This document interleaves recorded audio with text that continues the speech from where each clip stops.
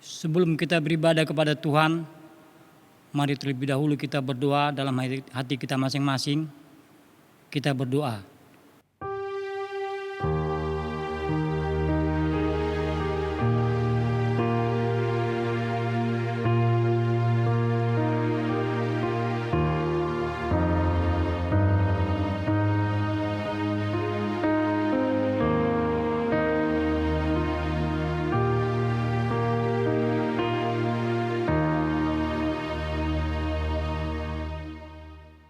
Amin.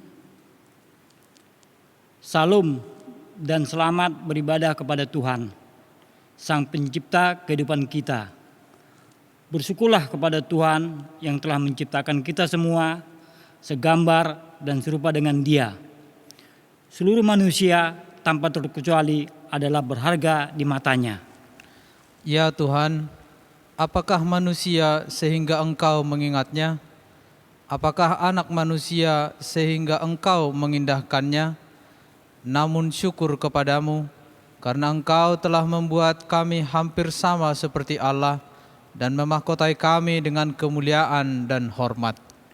Minggu kita hari ini kita rayakan dengan topik kepedulian terhadap disabilitas. Melalui ibadah ini, Tuhan Allah ingin mengajak kita menghormati sesama kita manusia. Terlebih lagi saudara kita yang memiliki kebutuhan khusus, agar di dalam mereka pekerjaan-pekerjaan Allah dinyatakan melalui kita. Ya Tuhan, kiranya melalui ibadah ini kami dijauhkan dari sikap congkak, dan melalui ibadah ini kami dapat menghargai setiap individu tanpa terkecuali, seperti Tuhan telah menghargai diri kami masing-masing. Marilah kita satukan hati untuk menyanyikan kemuliaan Tuhan kita.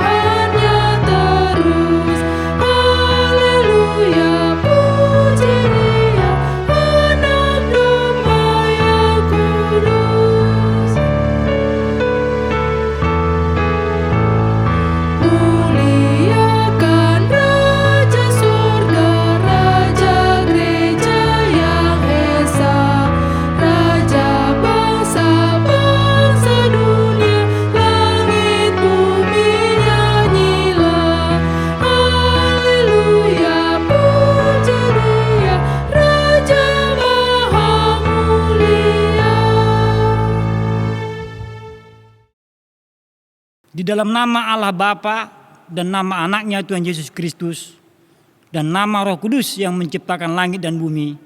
Amin. Hendaklah hidupmu layak di hadapannya serta berkenan kepadanya dalam segala hal, dan kamu memberi buah dalam segala pekerjaan yang baik dan bertumbuh dalam pengetahuan yang benar tentang Allah. Beribadahlah kepada Tuhan dengan sukacita, datanglah kepadanya dengan sorak-sorai. Haleluya.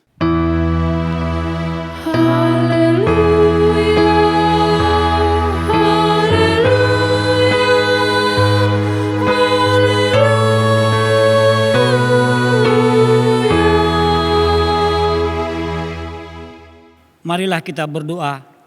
Ya Allah Bapa, Tuhan kami di dalam Yesus Kristus, kami sungguh bersyukur kepadamu karena Engkau telah menciptakan kami mulia sebagai makhluk yang segambar dan serupa dengan Tuhan. Tuhan bahkan membuat kami hampir sama dengan Allah dan memahkotai kami dengan kemuliaan dan hormat. Sehingga kami berharga bukan dari penampilan fisik kami, melainkan berharga dari dalam diri kami sendiri. Seluruh manusia tanpa terkecuali Tuhan perlakukan mulia, sehingga kami yang tidak layak ini menjadi layak di hadapan Tuhan, dan kami bisa menghadap Tuhan sebagaimana adanya hidup kami. Maka kiranya melalui ibadah ini kami mendapat karunia Tuhan untuk mampu menghargai sesama manusia seperti Tuhan menghargai kami.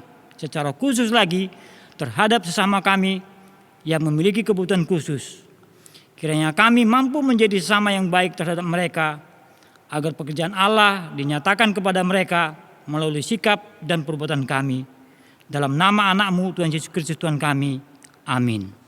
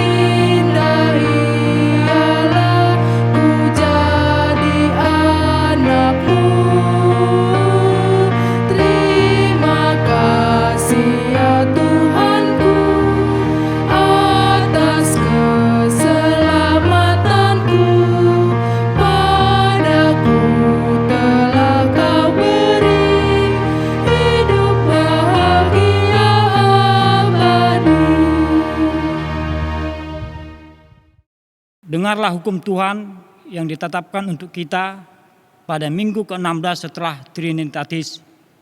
Tertulis dalam Yohanes 9 ayat 1-3. Demikian hukum Tuhan. Waktu Yesus sedang lewat, ia melihat seorang yang buta sejak lahirnya. Murid-muridnya bertanya kepadanya, "Rabi, siapakah yang berbuat dosa? Orang ini sendiri atau orang tuanya, sehingga ia dilahirkan buta?" Jawab Yesus, "Bukan dia dan bukan juga orang tuanya, tetapi karena pekerjaan-pekerjaan Allah harus dinyatakan di dalam dia. Demikian hukum Tuhan. Marilah kita bersama-sama memohon kekuatan dari Tuhan untuk melakukan yang sesuai dengan hukum-Nya. Ya Tuhan Allah, kuatkanlah kami untuk melakukan yang sesuai dengan hukum-Mu. Amin.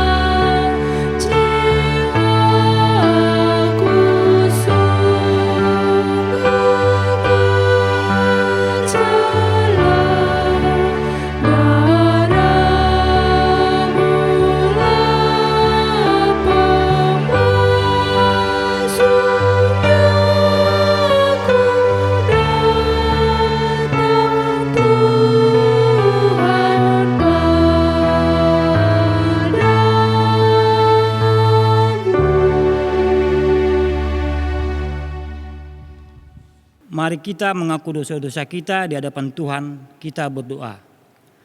Bapa yang mengasihi hidup kami, kini kami berdiri di hadapan Tuhan untuk mengaku segala dosa-dosa kami di hadapan-Mu.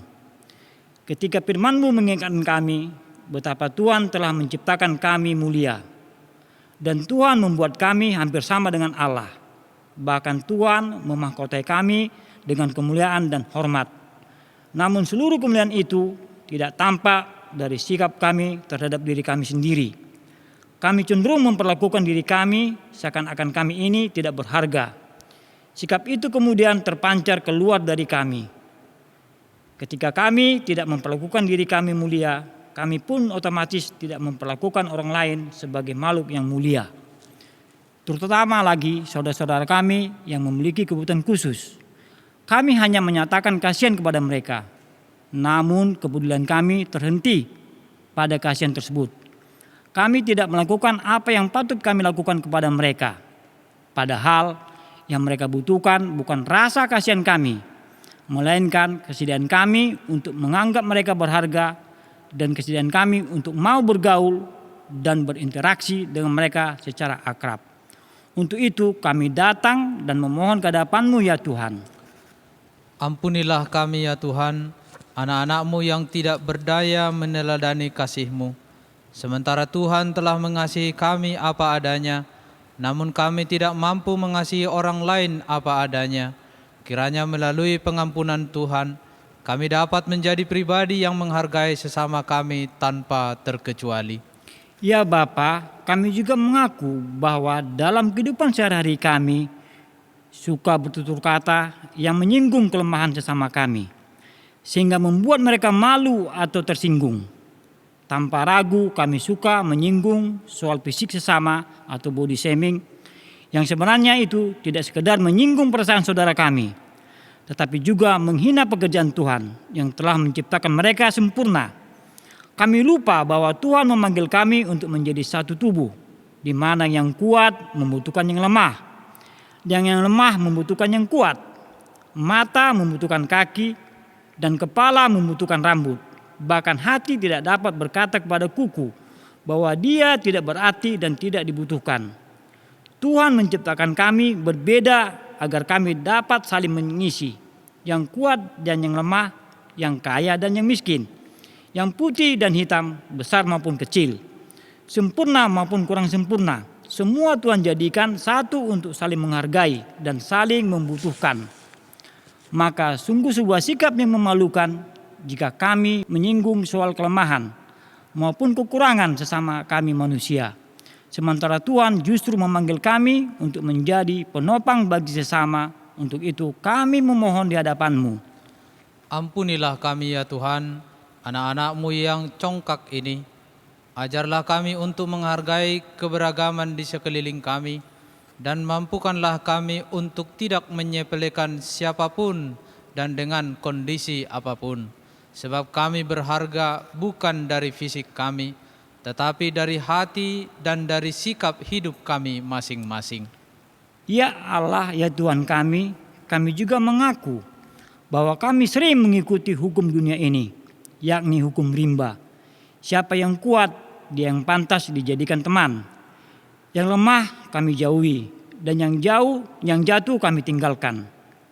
Dengan berbagai alasan, kami menolak berkomunikasi dengan sesama kami yang sedang jatuh ataupun yang sedang mengalami situasi yang sulit. Padahal di saat-saat seperti itulah mereka sangat membutuhkan kehadiran kami. Kami tersentak dengan sikap Raja Daud yang mau menerima Mephiboset, yakni cucu Saul yang sudah kalah dan terluka. Daud tidak mengingat-ingat perlakuan Saul terhadap dirinya dulu. Daud justru menaruh kasih kepada seluruh keluarga Saul ketika dia sudah menjadi raja. Ini mengingatkan kami akan hidup Allah yang tetap setia menerima dan mengampuni kami, meskipun setiap saat pula kami selalu melakukan dosa. Untuk itu kami memohon di hadapan-Mu ya Tuhan. Kasihani dan ampunilah kami. Tolonglah kami untuk mampu meneladani Tuhan dan meneladani Raja Daud. Kiranya kami bisa menjadi sesama bagi saudara-saudara kami yang sedang jatuh dan terluka. agar melalui kehadiran kami, mereka beroleh semangat dan sukacita.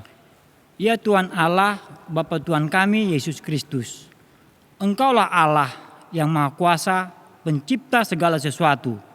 Engkau adalah adil menghakimi semua orang. Kami datang ke hadapan-Mu mengaku segala dosa kami yang kami lakukan karena melanggar hukum-Mu, baik melalui perkataan kami yang tidak benar, maupun karena nafsu keinginan duniawi yang selalu mempengaruhi kami. Kami patut mendapat murka Tuhan akibat dosa kami itu. Tetapi Engkau adalah Tuhan pengasih dan penyayang. Kasihanilah kami, ampunilah segala dosa-dosa dan kesalahan kami di dalam anak-Mu Tuhan Yesus Kristus. Karuniakanlah kami Roh Kudus, agar kami setia mengikuti Engkau di dalam kebenaran dan kekudusan, dan memperoleh hidup yang kekal yang Tuhan janjikan bagi setiap orang yang percaya kepada anak-Mu Yesus Kristus dan Juru Selamat kami. Amin.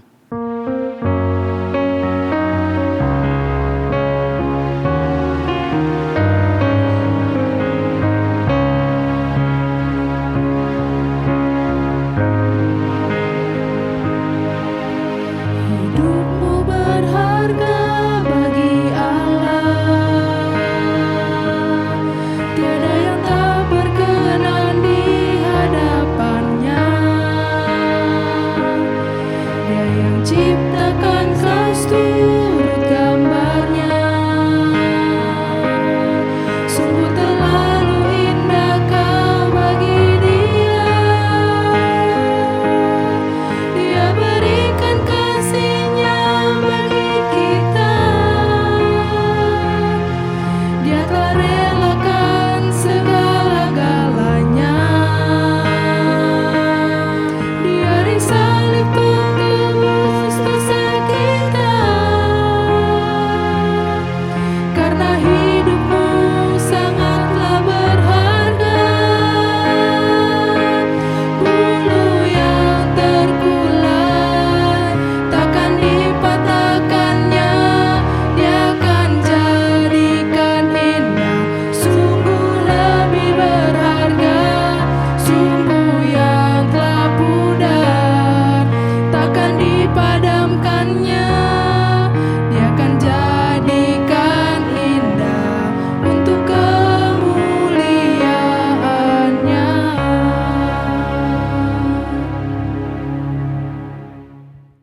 Dengarlah janji Tuhan tentang pengampunan dosa-dosa kita. Sebab biarpun gunung-gunung beranjak dan bukit-bukit bergoyang, tetapi kasih setiaku tidak akan beranjak daripadamu, dan perjanjian damaiku tidak akan bergoyang. Firman Tuhan yang mengasihi engkau. Kemuliaan bagi Allah di tempat yang maha tinggi. Amin.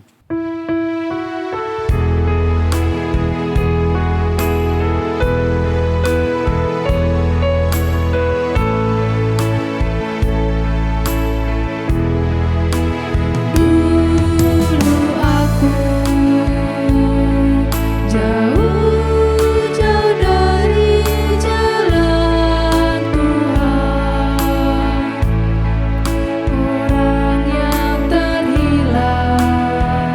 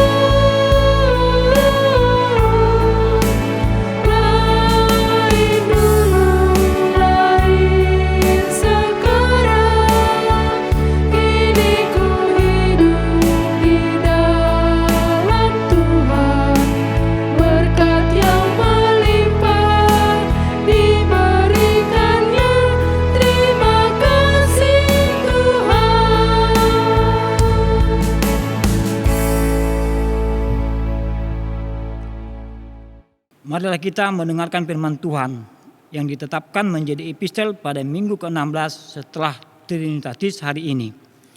Tertulis dalam Lukas 14 ayat 12 sampai 14. Demikian firman Tuhan. Dan Yesus berkata juga kepada orang-orang yang mengundang dia, apabila engkau mengadakan perjamuan siang atau perjamuan malam, janganlah engkau mengundang sahabat-sahabatmu, atau saudara-saudaramu, atau kaum keluargamu, atau tetangga-tetanggamu yang kaya. Karena mereka akan membalasnya dengan mengundang engkau pula, dan dengan demikian engkau mendapat balasnya. Tetapi apabila engkau mengadakan perjamuan, undanglah orang-orang miskin, orang-orang cacat, orang-orang lumpuh, dan orang-orang buta. Dan engkau akan berbahagia, karena mereka tidak mempunyai apa-apa untuk membalasnya kepadamu. Sebab engkau akan mendapat balasnya pada hari kebangkitan orang-orang benar. Demikian firman Tuhan. Berbahagialah orang yang mendengar firman Tuhan serta memeliharanya. Amin.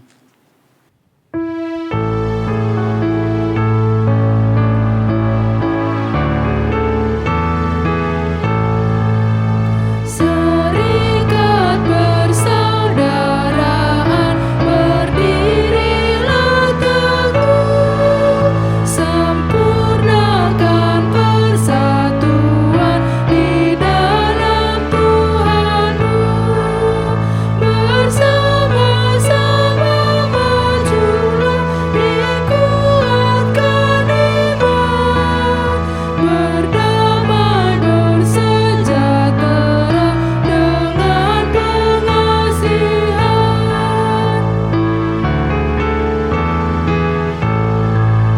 Serikatmu tetap teguh di atas alasan, yaitu satu Tuhanmu dan satulah iman, dan satu juga baptisan dan Bapa satulah, yang olehmu sekalian dipuji disembah. Marilah kita bersama-sama mengaku iman kepercayaan kita sebagaimana teman-teman seiman di seluruh dunia. Kita bersama-sama mengucapkannya. Aku percaya kepada Allah, Bapa yang Maha Kuasa, Khalik langit dan bumi. Aku percaya kepada Yesus Kristus, Anaknya yang tunggal Tuhan kita, yang dikandung daripada Roh Kudus, lahir dari anak darah Maria, yang menderita sengsara di bawah pemerintahan Pontius Pilatus, disalibkan, mati dan dikuburkan, yang turun ke dalam kerajaan maut, pada hari yang ketiga, bangkit pula dari antara orang mati, naik ke surga, duduk di sebelah kanan Allah, Bapa yang Maha Kuasa, dari sana akan datang kelak untuk menghakimi orang yang hidup dan yang mati. Aku percaya kepada Roh Kudus, dan adanya satu gereja yang kudus, persekutuan orang kudus, pengampunan dosa, kebangkitan daging, dan hidup yang kekal. Amin. Warta Jemaat di HKBP Jatimurni, Minggu ke-16 setelah Trinitatis, tanggal 27 September 2020. Yang pertama, nama minggu. Minggu ini adalah minggu ke-16 setelah Trinitatis. Trinitatis artinya ketritunggalan Allah. Topik minggu ini adalah kepedulian terhadap disabilitas. Kedua, program dan anggaran tahun 2021. Melalui warta ini, para tahun gereja mengingatkan kepada seluruh pengurus seksi yang sudah dilantik pada minggu ke-12 yang lalu agar menyerahkan program dan anggaran tahun 2021 kepada ketua dewan masing-masing paling lambat hari ini. Terima kasih. 3. Program Orang Tua Asuh Distrik 19 Bekasi. Melalui warta jemaat ini, pengurus Gerakan Orang Tua Asuh Distrik 19 Bekasi mengajak warga jemaat HKBP Jatimurni yang bersedia menjadi orang tua asuh bagi 9 orang anak asuh Distrik 19 Bekasi dari tingkat SMA sampai perguruan tinggi.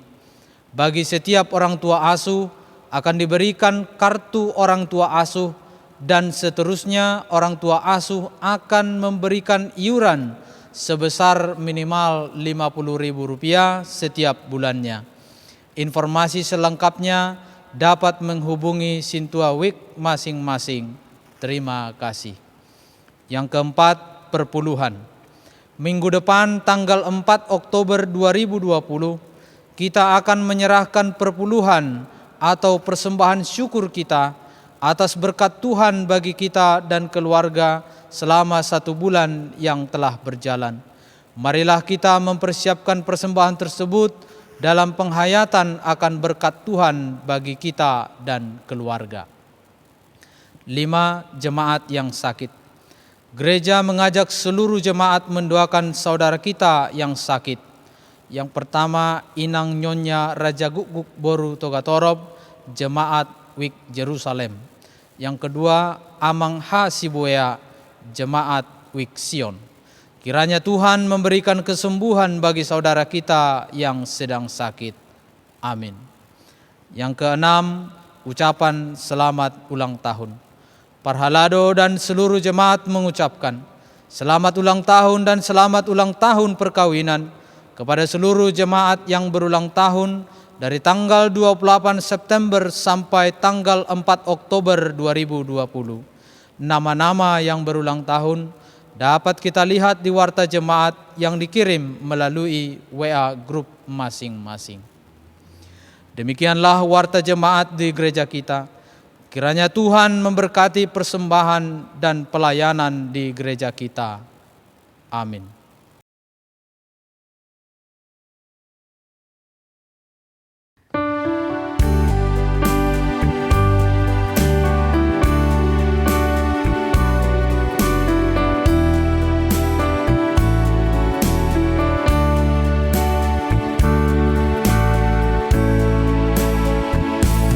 Andaikan aku lakukan yang luhur mulia,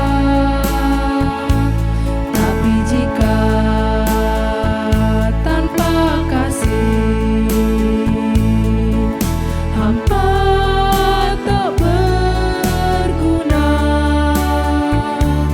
Ajarilah bahasa kasih-Mu agar kami dekat padamu ya Tuhanku. Ajarilah kami bahasa kasih-Mu agar kami dekat padamu.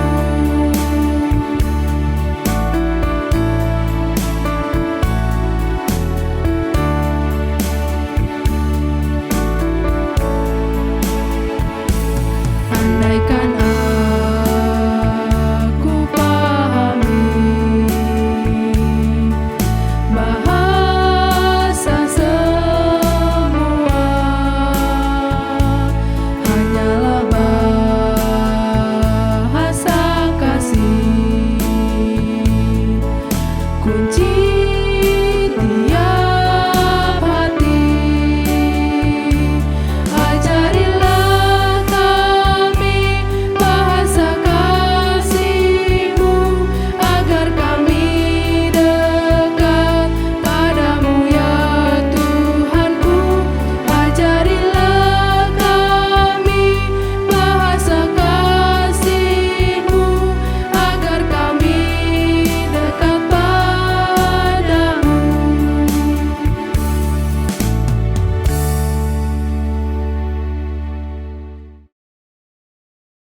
Damai sejahtera Allah yang melampaui segala akal, itulah yang memelihara hati dan pikiran saudara di dalam Kristus Yesus Tuhan kita. Amin.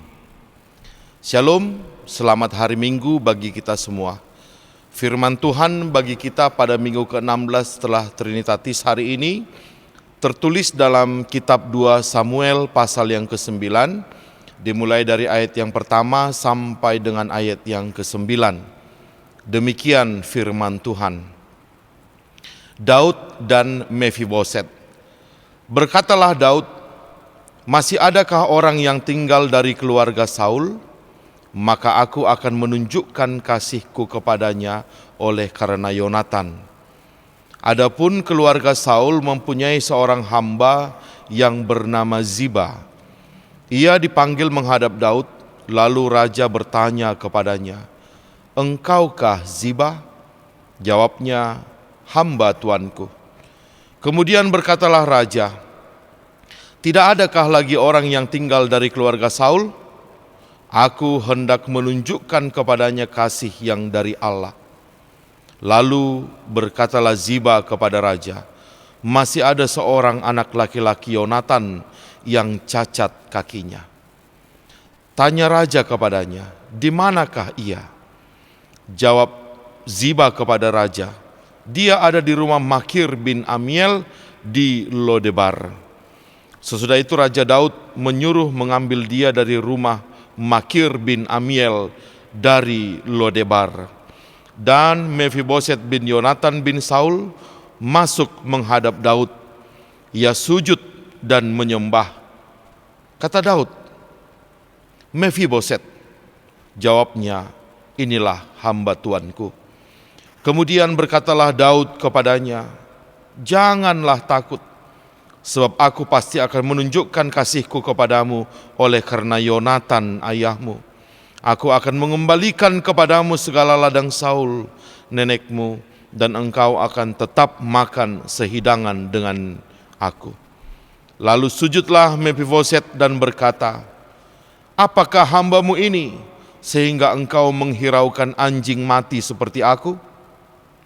Lalu raja memanggil Ziba, hamba Saul itu, dan berkata kepadanya, 'Segala sesuatu yang adalah milik Saul dan milik seluruh keluarganya, kuberikan kepada cucu tuanmu itu.'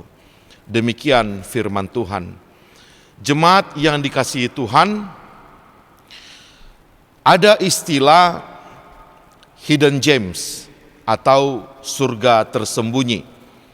Ini menceritakan tentang sebuah tempat yang tidak disangka-sangka, tapi secara kebetulan ditemukan dan ternyata jauh lebih besar daripada yang hendak dicari atau sengaja dicari. Misalnya gini, kita sedang hunting makanan misalnya ke suatu tempat. Ternyata makanan yang kita tuju itu, tempat yang kita tuju jual makanan itu tutup. Tapi kemudian tanpa sengaja kita melihat di lokasi di dekat tempat makanan yang kita tuju itu ada warung makanan yang lain gitu. Nah kemudian daripada kosong tidak dapat apa-apa, kita memutuskan untuk makan di warung itu. Dan ternyata kita mendapati bahwa warung itu justru memiliki makanan dengan cita rasa yang sangat tinggi. Dan kita mengatakan, wah ini hidden gems, ini surga tersembunyi yang tidak diduga-duga. Akhirnya kita tidak merasa rugi kalau warung yang kita tuju semula itu tutup.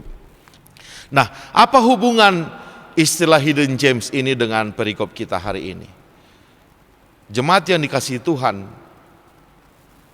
Alkitab itu sangat luas dan sangat banyak sekali ceritanya. Dan kita bisa berpetualang dengan banyak kisah-kisah dalam Alkitab.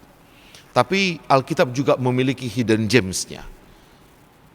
Suatu kisah yang tidak banyak diketahui orang, tapi ternyata dia memiliki suatu kisah yang sangat memukau.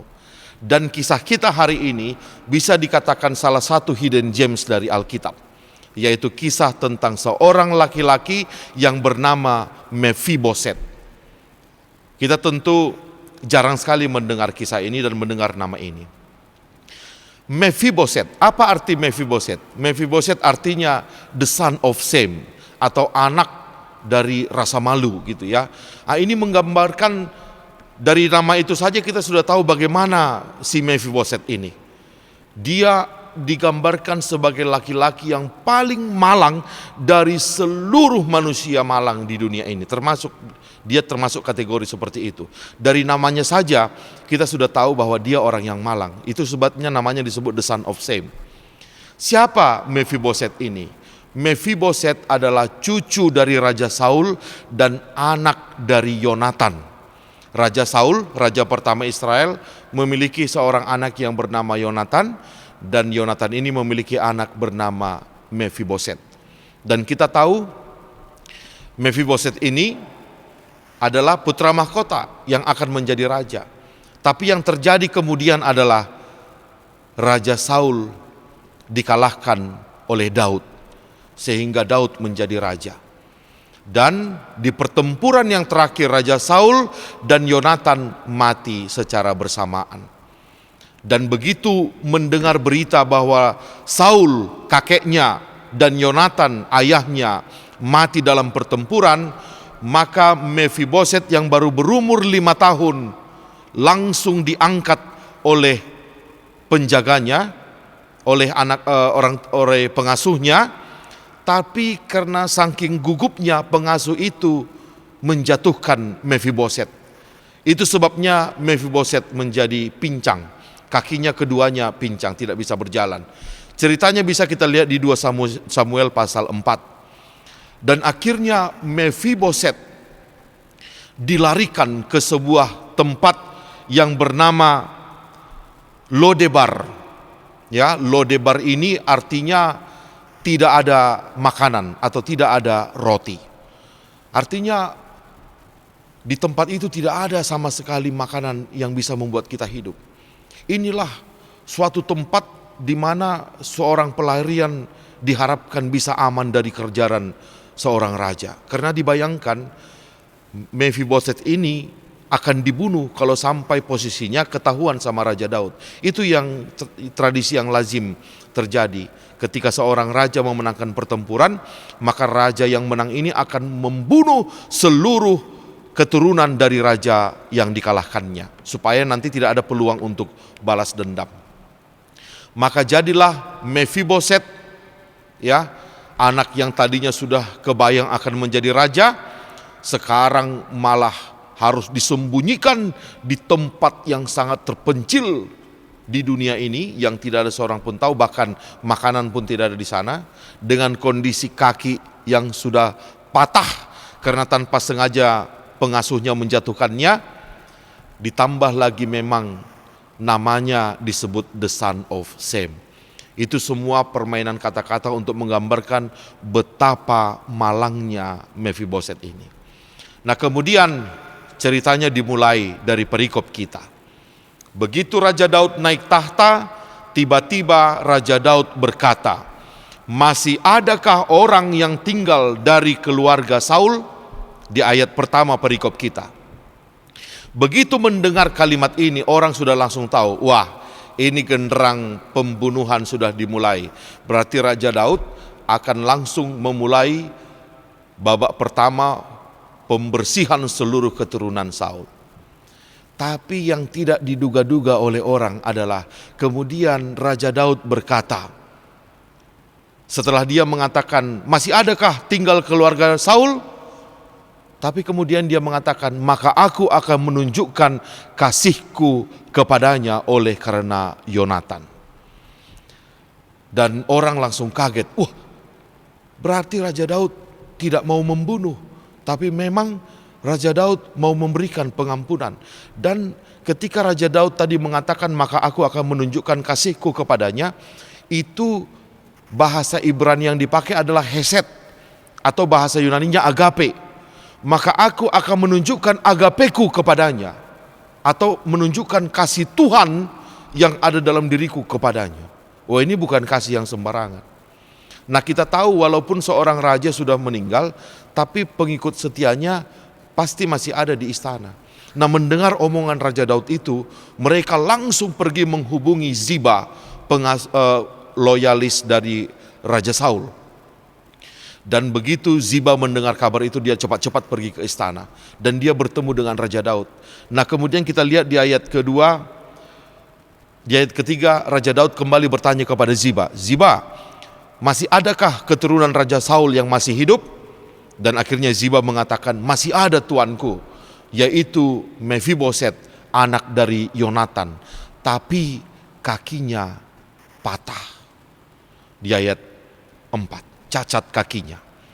Nah kemudian Raja Daud langsung memerintahkan kepada Ziba untuk membawa Mephiboset ke istana. Tapi sebelumnya Raja Daud bertanya, di mana dia sekarang? Kemudian Ziba menjawab, di rumah seorang yang bernama Mahir bin Amiel di Lodebar. Tadi kita sudah tahu Lodebar itu artinya tempat paling terpencil, paling terasing untuk menyembunyikan seorang pelarian supaya dia tidak bisa ditemukan. Lodebar arti harafiahnya rumah tanpa makanan. Ini permainan kata-kata. Kita tahu bahwa Daud berasal dari Bethlehem. Bethlehem itu sendiri artinya rumah makanan atau rumah roti. Jadi Daud yang berasal dari Bethlehem, rumah roti, memanggil seorang yang bernama Mephiboset yang berasal dari Lodebar, rumah tanpa roti. Ya, jadi ini cerita tentang orang yang sejahtera mencoba untuk memanggil orang yang sama sekali jauh dari sejahtera. Itu biasanya jarang. Yang terjadi orang yang tidak sejahtera memanggil-manggil orang yang sejahtera. Tapi ini orang yang sejahtera justru yang memanggil orang yang tidak sejahtera. Ini gambaran dari Tuhan kepada umat manusia. Maka Ziba secepatnya pergi dan dia membawa Mephiboset berjumpa kepada Raja Daud. Dan sudah bisa kita bayangkan apa yang menguasai hati Mephiboset. Begitu dia menginjakkan kaki di istana Raja Daud dan dia berhadapan dengan Raja Daud, kita sudah bisa membayangkan anak seorang raja yang baru dikalahkan, maka dia sedang menuju kematiannya. Dia pasti gemetar sekali, dengan kakinya yang cacat dia menghadap raja. Mephiboset, kata Raja Daud. Ya tuanku, katanya, ini hamba.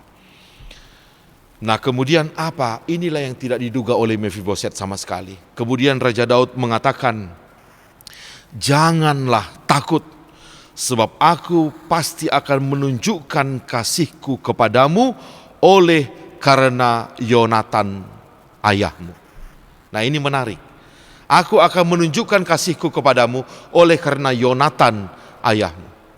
Jemaat yang dikasihi Tuhan, bisa kita bayangkan sebenarnya yang membuat Mephiboset ketakutan bukan karena kakinya cacat sehingga dia tidak bisa melawan Raja Daud, bukan.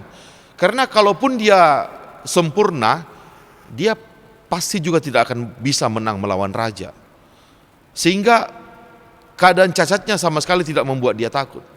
Yang menjadi masalah paling besar bagi Mephiboset ketika menghadap Raja Daud adalah dalam dirinya ada darah Saul. Yang mana Saul ini dulu adalah raja yang sangat bengis, yang menyiksa Daud dengan sangat menyakitkan. Nah sekarang darah Saul itu ada dalam dirinya, sehingga dia kemungkinan besar akan menjadi sasaran empuk dari Raja Daud. Tapi yang tidak dia sangka-sangka, dan kemudian Raja Daud malah yang kasih tahu kepadanya adalah dalam dirinya juga ada darah Yonatan bapaknya, yang mana Yonatan ini adalah sahabat dari Raja Daud. Bahkan Yonatan pernah berjanji dengan Raja Daud di 1 Samuel 20. Yonatan berkata kepada Daud, suatu saat kalau kau nanti sudah menjadi raja, janganlah membalaskan dendam ayahku kepada anak-anakku, katanya. Dan apa kata Daud? Baik, aku akan menjaganya. Maka Raja Daud kemudian mengatakan kepada Mephiboset, Mephiboset, karena darah Yonatan yang ada dalam dirimu. Nah ini, dalam diri Mephiboset ada dua darah, darah Saul dan darah Yonatan. Tapi Raja Daud tidak melihat darah Saul dalam dirinya. Yang dilihat oleh Raja Daud adalah darah Yonatan yang ada dalam dirinya. Makanya Raja Daud mengatakan, karena darah Yonatan yang ada dalam dirimu, karena Yonatan ayahmu, aku akan menerimamu di rumahku. Ya, ini luar biasa. Sedikit saya menarik ini ke kehidupan sehari-hari. Seperti halnya Mephiboset, di dalam diri kita ini ada 2 darah, dan di dalam diri setiap orang ada 2 darah. Seperti halnya Mephiboset, kita memiliki darah Adam dan darah Kristus. Maka ketika orang menyakiti kita dan kita memiliki kesempatan untuk membalaskan dendam kita kepadanya, darah siapa yang kita lihat? Darah Adam yang ada dalam dirinya yang mengatakan mata ganti mata, gigi ganti gigi, ataukah darah Kristus yang ada dalam dirinya yang kita lihat? Sehingga kita mengatakan, aku mengampunimu karena Kristus telah terlebih dahulu mengampuniku. Maka dari kisah ini mari kita mencoba untuk merefleksikan itu.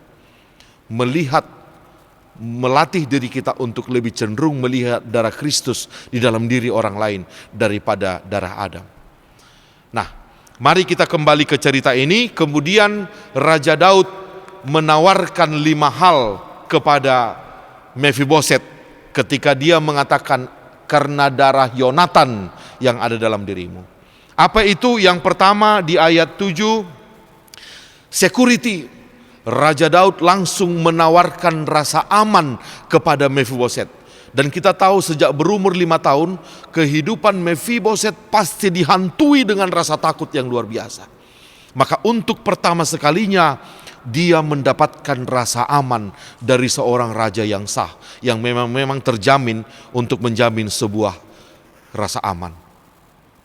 Itulah security, keamanan. Raja Daud berkata, jangan takut Mephiboset.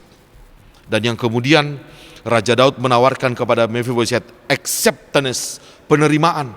Marilah, datanglah kepadaku. Ini bukan sembarang penerimaan, tapi ini penerimaan yang benar-benar tulus.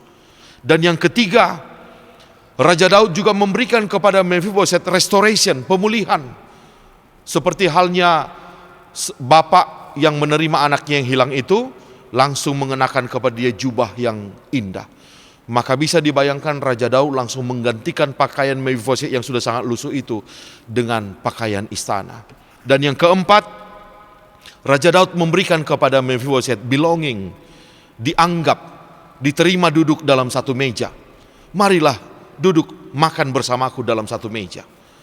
Wah, ini kebayang gak nanti bahwa dia bertemu dengan Absalom, bertemu putra mahkota yang gagah, Amnon, dan juga Tamar, permaisuri yang putri raja yang sangat cantik. Sementara dia dalam kondisi seperti itu, dia pasti sangat malu. Tapi mereka semua menerima dia di dalam rumah itu.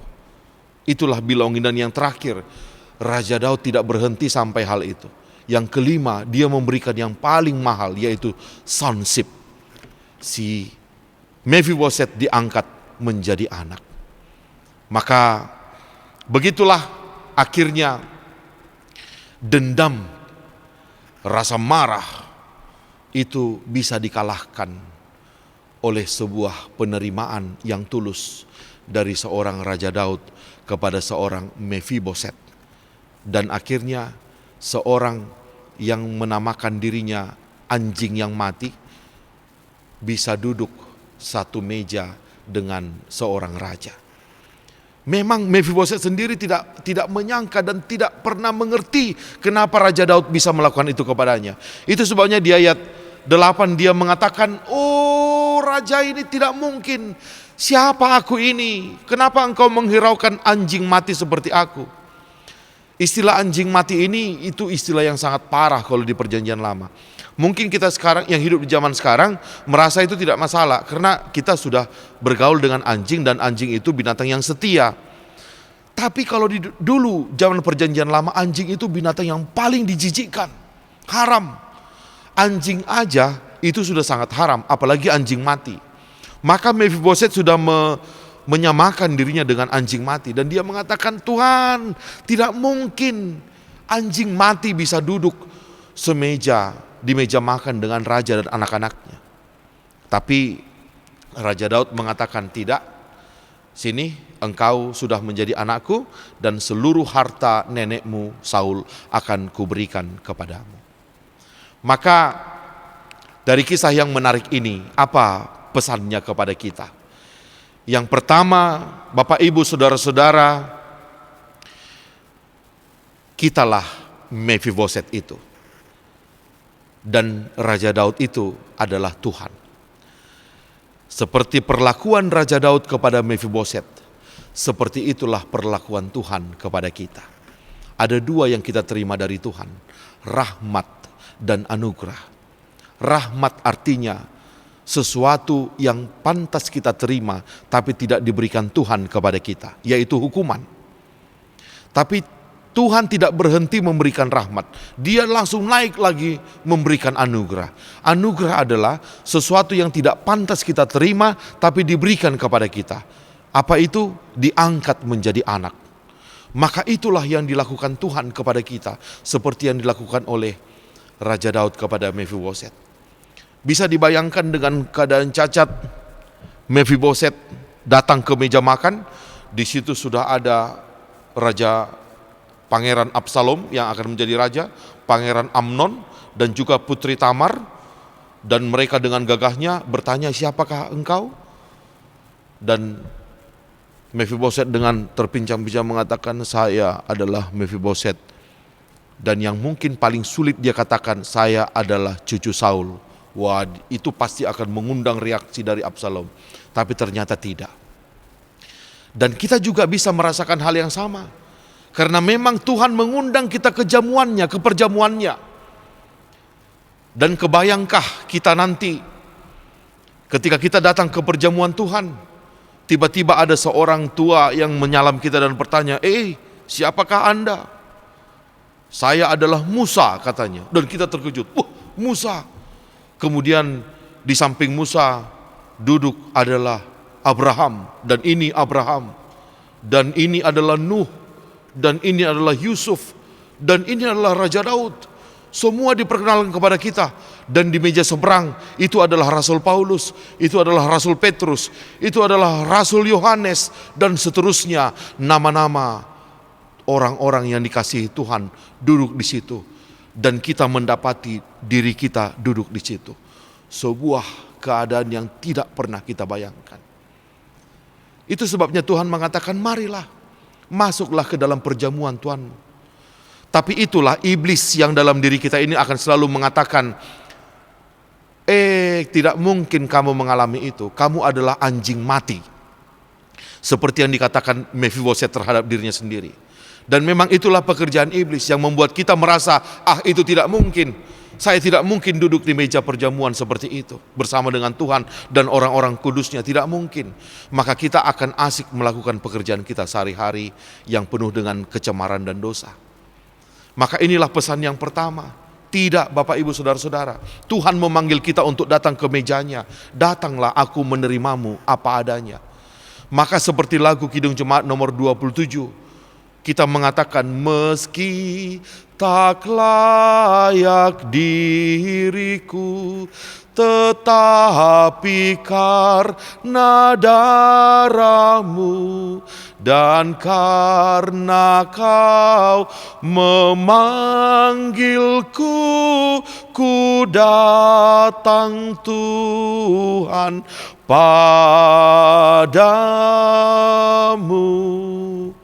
Tadi sudah dikatakan Mefiboset itu gambaran dari manusia paling malang di dunia ini. Dan kita tidak mungkin lebih malang dari Mefiboset.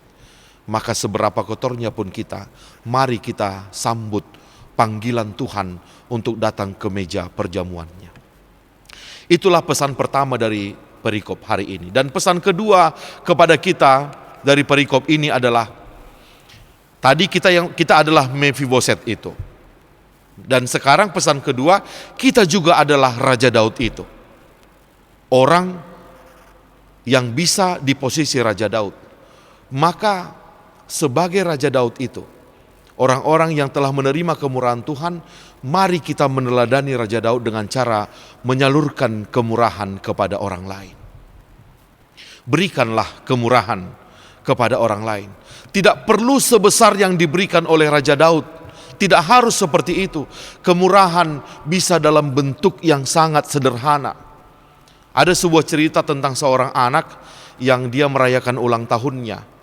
Kemudian dia sepakat bersama dengan orang tuanya bahwa besok ke sekolah dia akan membawa satu kotak teh botol untuk dibagikan kepada teman-temannya. Tapi dia ingat ada seorang temannya yang alergi meminum teh botol.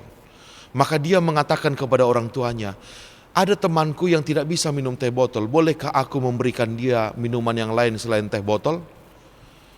Dengan ringan orang tuanya mengatakan, itu aja kau pikirkan. Ya udahlah, gak apa-apa, biarkan dia nanti memberikan teh botol bagiannya kepada orang lain. Tapi anaknya ini tidak bisa menerima itu. Dan dia terus merengek membujuk orang tuanya.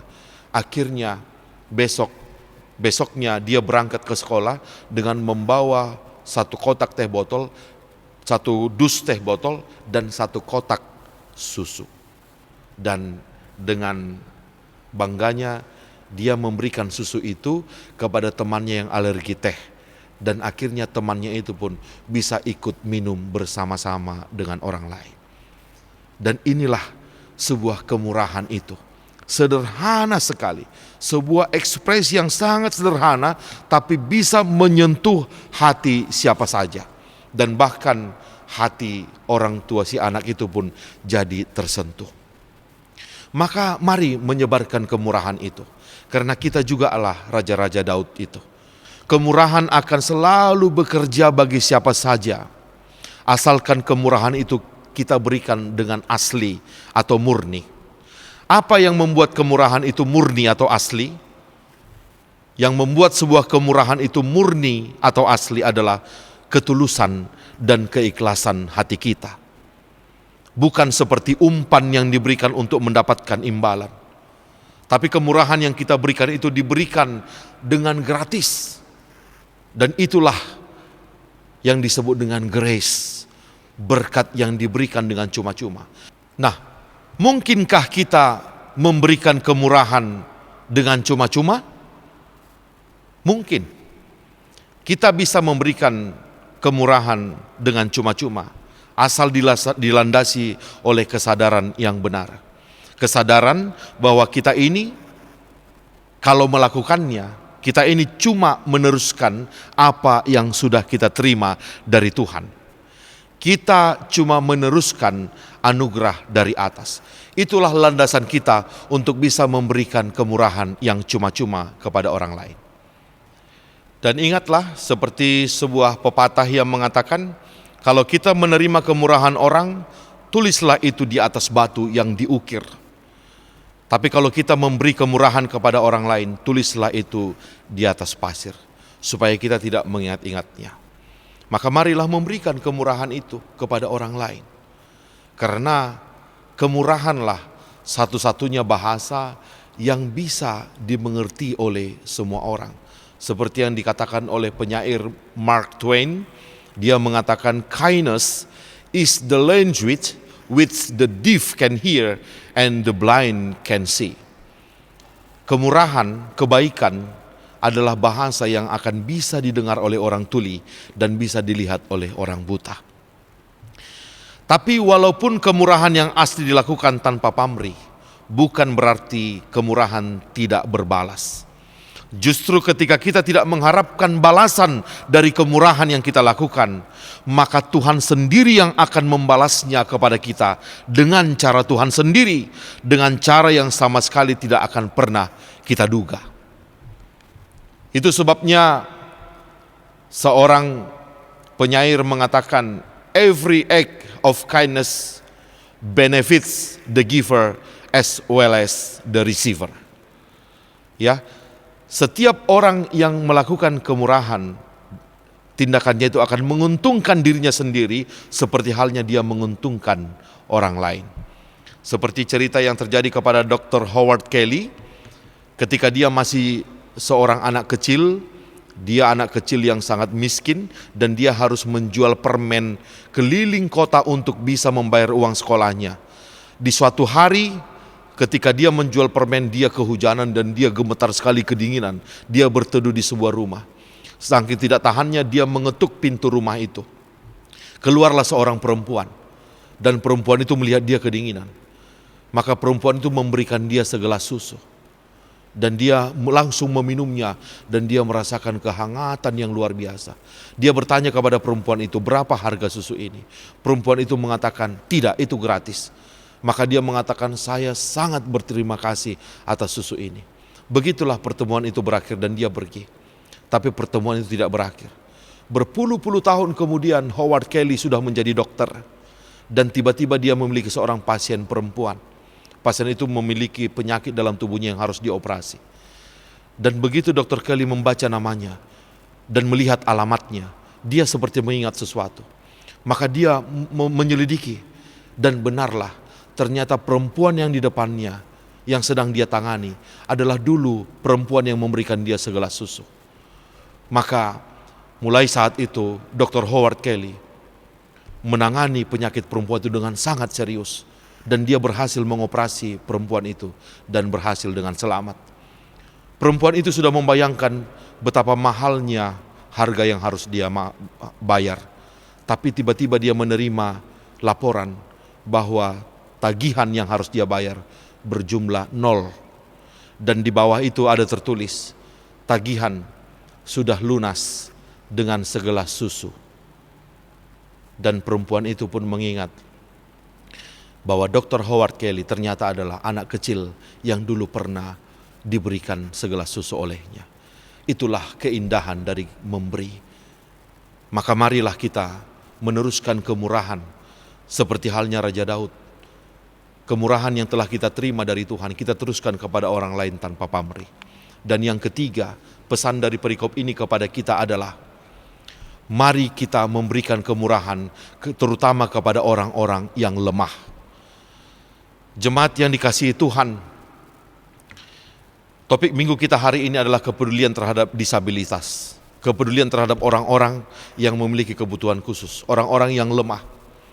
Perlu kita renungkan bahwa harga manusia itu sudah terlebih dahulu diberikan kepada manusia sebelum manusia itu diciptakan.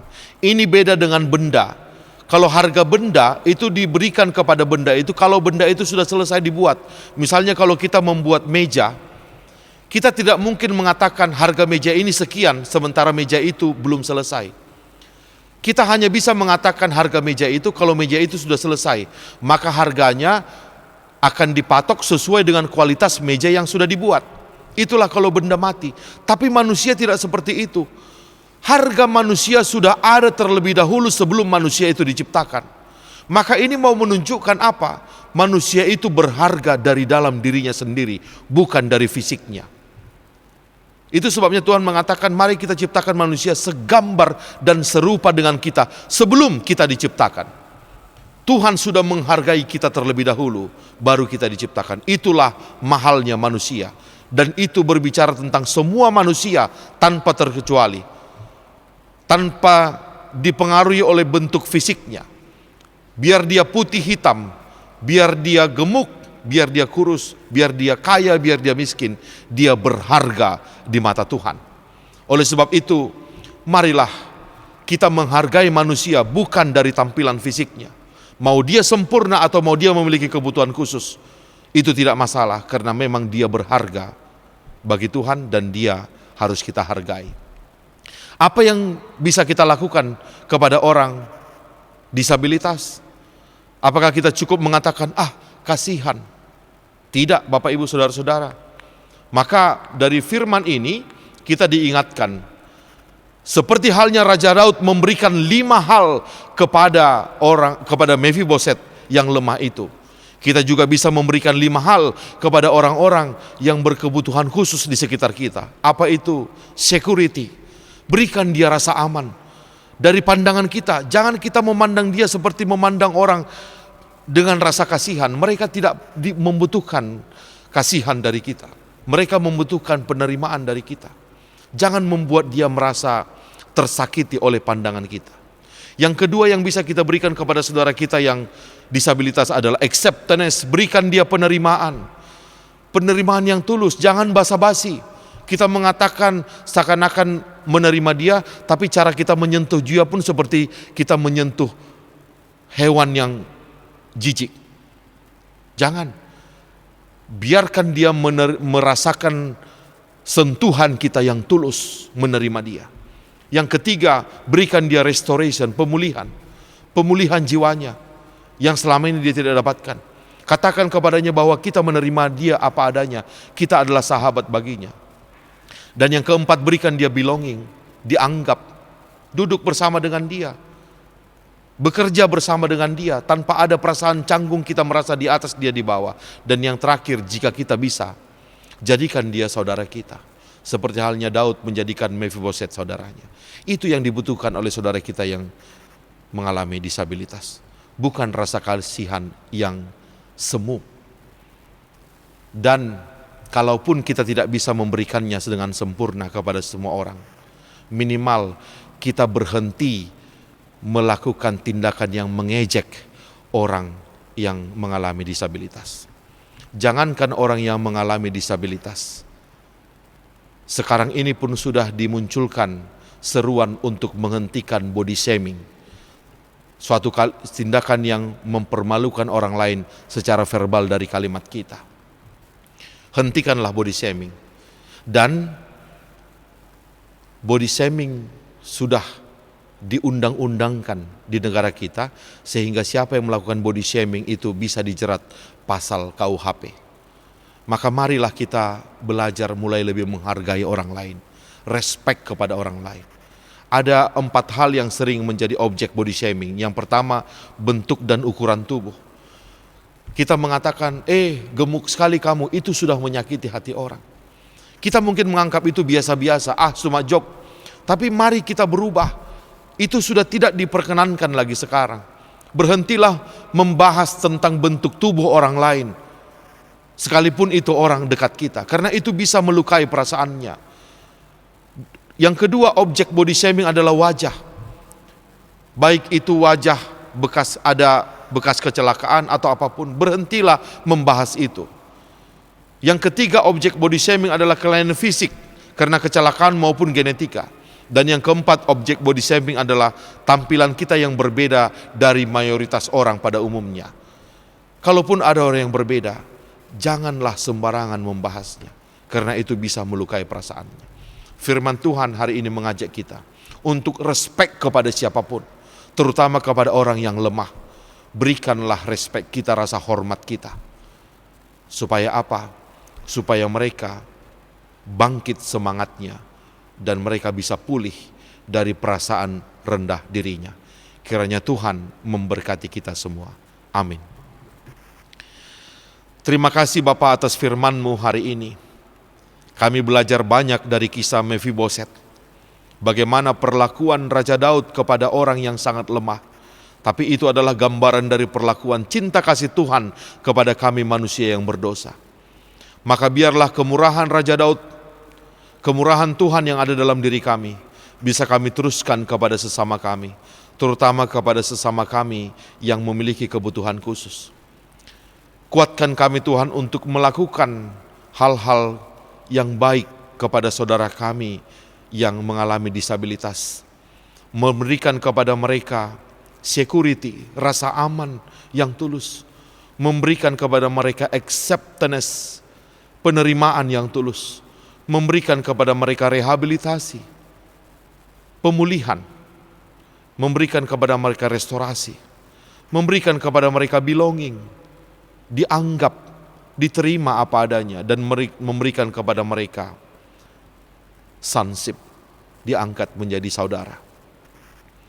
Agar orang-orang yang Tuhan ciptakan dengan tidak sempurna benar-benar merasakan pekerjaan Tuhan dalam diri mereka melalui kehadiran kami.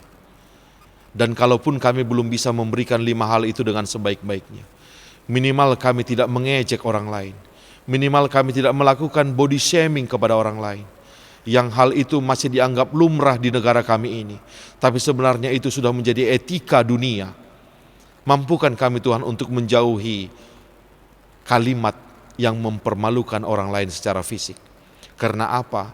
Karena Tuhan membuat kami berharga dari dalam, bukan karena fisik kami, tapi memang karena Tuhan menciptakan kami semua berharga. Maka biarlah kami bisa melihat setiap orang berharga seperti apapun dia. Terima kasih atas firman-Mu ya Tuhan, mampukan kami untuk melakukannya dalam kehidupan kami sehari-hari. Dalam nama Tuhan Yesus Kristus kami berdoa. Amin.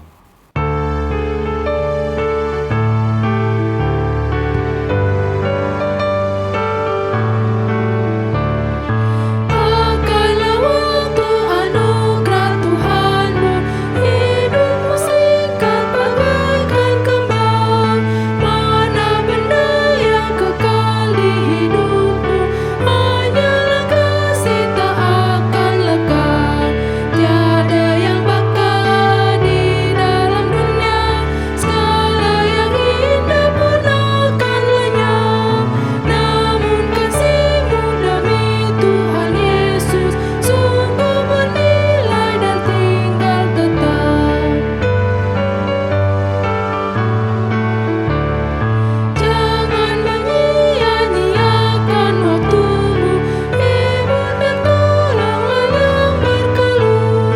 Biarlah lampumu terus bercahaya, muliakanlah Tuhan di hidupmu. Tiada yang bakal di dalam dunia, segala yang indah pun akan lenyap. Namun kasih-Mu demi Tuhan Yesus sungguh bernilai dan tinggal tetap. Marilah kita berdoa menyerahkan persembahan kita kepada Tuhan. Ya Allah Bapa kami yang di surga, kami mengaku bahwa Tuhan adalah sumber dari segala karunia yang melimpah dalam kehidupan kami masing-masing. Sebahagian daripada karunia itu kami serahkan kembali sebagai persembahan kepada Tuhan. Terimalah dan berkatilah persembahan umat-Mu ini, agar dapat kami pergunakan untuk pekerjaan dan pelayanan kerajaan Tuhan di dunia ini. Bukalah hati kami untuk mengenal betapa banyak berkat dan karunia yang kami peroleh dari Tuhan, supaya kami senantiasa bersyukur kepadamu di dalam nama Yesus Kristus Tuhan kami. Amin. Tuhan karuniamu, roh dan jiwaku semua, nyawa juga hidupku, harta milikku semua, ku serahkan padamu untuk selama-lamanya. Bapa kami yang di surga, dikuduskanlah nama-Mu. Datanglah kerajaan-Mu. Jadilah kehendak-Mu di bumi seperti di surga. Berikanlah kami pada hari ini makanan kami yang secukupnya. Dan ampunilah kami akan kesalahan kami, seperti kami juga telah mengampuni orang yang bersalah kepada kami. Dan janganlah membawa kami ke dalam pencobaan, tetapi lepaskanlah kami daripada yang jahat. Karena Engkau punya kerajaan dan kekuasaan dan kemuliaan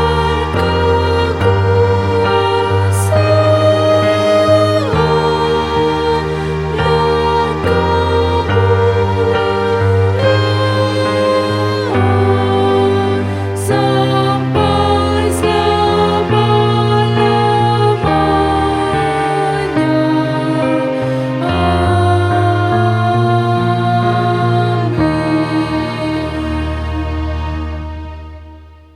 Tuhan memberkati engkau dan melindungi engkau. Tuhan menyinari engkau dengan wajah-Nya dan memberi engkau kasih karunia. Tuhan menghadapkan wajah-Nya kepadamu dan memberi engkau damai sejahtera.